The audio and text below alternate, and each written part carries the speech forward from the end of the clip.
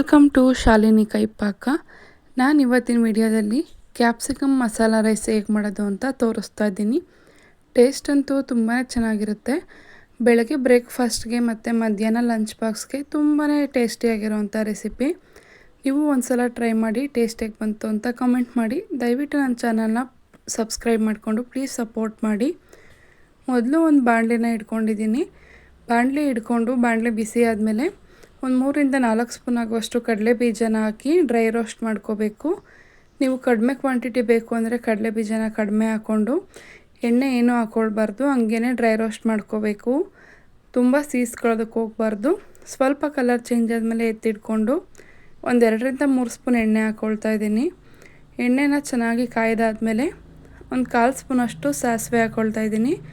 ಒಂದು 1/4 ಸ್ಪೂನಷ್ಟು ಜೀರಿಗೆ ಹಾಕ್ಕೊಂಡು ಚಿಟಪಟ ಅಂತ ಸಿಡ್ದು ಆದಮೇಲೆ ಒಂದು 3ರಿಂದ 4 ಹಸಿಮೆಣಸಿನ್ಕಾಯಿನ ಈ ರೀತಿ 4 ಭಾಗಗಳಾಗಿ ಕಟ್ ಮಾಡಿ ಹಾಕ್ಕೊಳ್ತಾ ಇದ್ದೀನಿ.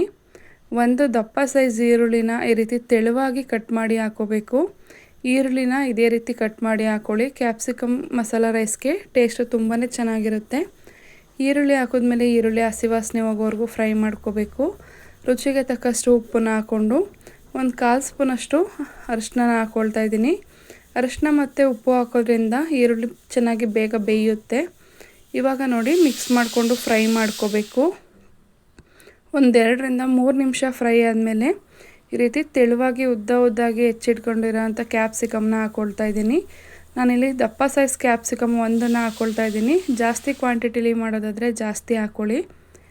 ಇವಾಗ ನೋಡಿ ಕ್ಯಾಪ್ಸಿಕಮ್ ಹಾಕ್ಕೊಂಡು ಚೆನ್ನಾಗಿ ಫ್ರೈ ಮಾಡ್ಕೋಬೇಕು. ಒಂದು 2 ನಿಮಿಷ ಫ್ರೈ ಮಾಡ್ಕೊಂಡಾದ್ಮೇಲೆ ಉದ್ದಾಗಿ ಹೆಚ್ಚಿಟ್ಕೊಂಡಿರೋ ಟೊಮೆಟೊ ಹಾಕ್ಕೊಳ್ತಾ ಇದ್ದೀನಿ. ಟೊಮೆಟೊನೂ ಅಷ್ಟೇ ಸಣ್ಣದಾಗಿ ಹೆಚ್ಚಿಟ್ಕೋಬಾರ್ದು. ಇದೇ ರೀತಿ ಹೆಚ್ಚಿಟ್ಕೊಂಡು ಚಿಕ್ಕ ಸೈಜ್ ಒಂದು ಟೊಮೆಟೊನ ಹಾಕ್ಕೊಳ್ತಾ ಇದ್ದೀನಿ. ಟೊಮೆಟೊ ಹಾಕ್ಕೊಂಡು ಟೊಮೆಟೊ ಸ್ವಲ್ಪ ಸಾಫ್ಟ್ ಆಗೋವರೆಗೂ ಫ್ರೈ ಮಾಡಿಕೊಂಡು ಒಂದು ಅರ್ಧ ಸ್ಪೂನ್ ಆಗುವಷ್ಟು ಶುಂಠಿ ಬೆಳ್ಳುಳ್ಳಿ ಪೇಸ್ಟ್ ಹಾಕ್ಕೊಳ್ತಾ ಇದ್ದೀನಿ. ಶುಂಠಿ ಬೆಳ್ಳುಳ್ಳಿ ಪೇಸ್ಟ್ ಹಾಕ್ಕೊಂಡು ಹಸಿ ವಾಸನೆ ಹೋಗೋವರೆಗೂ ಫ್ರೈ ಮಾಡ್ಕೋಬೇಕು.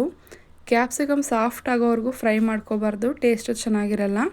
ಈ ರೀತಿ ಮೀಡಿಯಮಾಗಿ ಒಂದು 3ರಿಂದ 4 ನಿಮಿಷ ಫ್ರೈ ಮಾಡ್ಕೊಂಡಾದ್ಮೇಲೆ ಹಿಂಗನ್ನು ಹಾಕ್ಕೊಳ್ತಾ ಇದ್ದೀನಿ. ಹಿಂಗು ಡೈಜೆಷನ್ಗೆ ತುಂಬಾ ಒಳ್ಳೆಯದು. ಬೇಕು ಅಂದರೆ ಹಾಕ್ಕೊಳ್ಳಿ, ಬೇಡ ಅಂದರೆ ಸ್ಕಿಪ್ ಮಾಡ್ಬೋದು.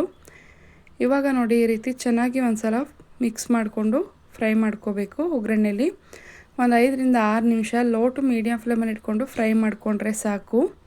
ಈ ರೀತಿ ಫ್ರೈ ಆದಮೇಲೆ ಸ್ವಲ್ಪ ಕೊತ್ತಂಬರಿ ಸೊಪ್ಪನ್ನ ಹಾಕ್ಕೊಳ್ತಾ ಇದ್ದೀನಿ. ಕೊತ್ತಂಬರಿ ಸೊಪ್ಪು ಲಾಸ್ಟಿಗೆ ಕೂಡ ಹಾಕ್ಕೋಬೋದು. ನಾನು ಇವಾಗಲೇ ಹಾಕ್ಕೊಳ್ತಾ ಇದ್ದೀನಿ. ನೋಡಿ ಕೊತ್ತಂಬರಿ ಸೊಪ್ಪು ಹಾಕ್ಕೊಂಡಾದ್ಮೇಲೆ 1/4 ಸ್ಪೂನಷ್ಟು ಧನಿಯಾ ಪೌಡರ್ ಹಾಕ್ಕೊಳ್ತಾ ಇದ್ದೀನಿ. 1/4 ಸ್ಪೂನಷ್ಟು ಅಚ್ಕಾರದ ಪುಡಿ ಹಾಕ್ಕೊಳ್ತಾ ಇದ್ದೀನಿ. 1/4 ಸ್ಪೂನಷ್ಟು ಗರಂ ಮಸಾಲ. ಅಚ್ಕಾರದ ಪುಡಿ ಬೇಕು ಅಂದರೆ ಹಾಕ್ಕೊಳ್ಳಿ, ಬೇಡ ಅಂದರೆ ಸ್ಕಿಪ್ ಮಾಡಿ. ಖಾರ ನೋಡಿ ಹಾಕ್ಕೊಳ್ಳಿ. ಇವಾಗ ಇದಿಷ್ಟನ್ನು ಹಾಕ್ಕೊಂಡಾದ್ಮೇಲೆ ಒಂದು 2 ನಿಮಿಷ ಲೋ ಫ್ಲೇಮಲ್ಲೇ ಫ್ರೈ ಮಾಡ್ಕೋಬೇಕು. ಪೌಡರೆಲ್ಲ ಹಾಕಿದ್ಮೇಲೆ ನೋಡಿ ಈ ರೀತಿ ಸುತ್ತ ಎಣ್ಣೆ ಬಿಡೋವರೆಗೂ ಲೋ ಫ್ಲೇಮಲ್ಲಿ ಫ್ರೈ ಮಾಡ್ಕೋಬೇಕು. ಇವಾಗ ಇದಿಷ್ಟು ಎಲ್ಲ ಚೆನ್ನಾಗಿ ಫ್ರೈ ಆದಮೇಲೆ ಸ್ಟವ್ ಆಫ್ ಮಾಡಿಕೊಂಡು ಮೊದಲೇ ಕಡಲೆ ಬೀಜನ ಹುರಿದಿಟ್ಕೊಂಡಿರ್ತೀವಲ್ಲ, ಈ ರೀತಿ ಸಿಪ್ಪೆ ತೆಗೆದು ಈ ರೀತಿ ಬಿಡಿಸಿ ಇಟ್ಕೋಬೇಕು. ನಾನಿಲ್ಲಿ ಕೈಯಲ್ಲೇ ಬಿಡಿಸಿಟ್ಕೊಂಡಿದ್ದೀನಿ. ಮಿಕ್ಸಿಗೆ ಹಾಕಿದ್ರೆ ಸ್ವಲ್ಪ ಜಾಸ್ತಿ ಪೌಡರ್ ಆಗುತ್ತೆ ಅಂತ, ಇಲ್ಲಾಂದರೆ ನೀವು ಪಲ್ಸ್ ಮೋಡಲ್ಲಿ ಪೌಡರ್ ಕೂಡ ಮಾಡ್ಕೋಬೋದು. ಈ ರೀತಿ ತರಿಯಾಗಿ ಮಾಡ್ಕೋಬೇಕು. ಫುಲ್ ನೈಸ್ ಪೌಡರ್ ಮಾಡಿಕೊಂಡ್ರೆ ಚೆನ್ನಾಗಿರಲ್ಲ.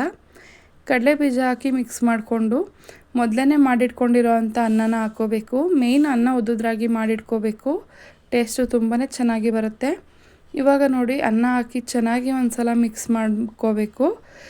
ಬೇಕು ಅಂತಂದರೆ ರುಚಿ ನೋಡಿಕೊಂಡು ಉಪ್ಪು ಕೂಡ ಹಾಕ್ಕೊಳ್ಳಿ. ಇವಾಗ ನೋಡಿ ಮಸಾಲ ಕ್ಯಾಪ್ಸಿಕಮ್ ರೈಸ್ ರೆಡಿಯಾಗಿದೆ. ನೋಡಿದ್ರಲ್ವ ಈ ರೆಸಿಪಿ ಮಾಡೋದು ಎಷ್ಟು ಸುಲಭ ಅಂತ. ನೀವು ಒಂದು ಸಲ ಬೆಳಗ್ಗೆ ತಿಂಡಿಗೆ ಕಡಿಮೆ ಟೈಮ್ ಸಾಕು, ಒಂದು 10 ನಿಮಿಷದಲ್ಲಿ ಈ ರೈಸ್ನ ಮಾಡ್ಕೋಬೋದು. ಟೇಸ್ಟ್ ಅಂತೂ ಅದ್ಭುತವಾಗಿರುತ್ತೆ. ನೀವು ಒಂದು ಸಲ ಟ್ರೈ ಮಾಡಿ.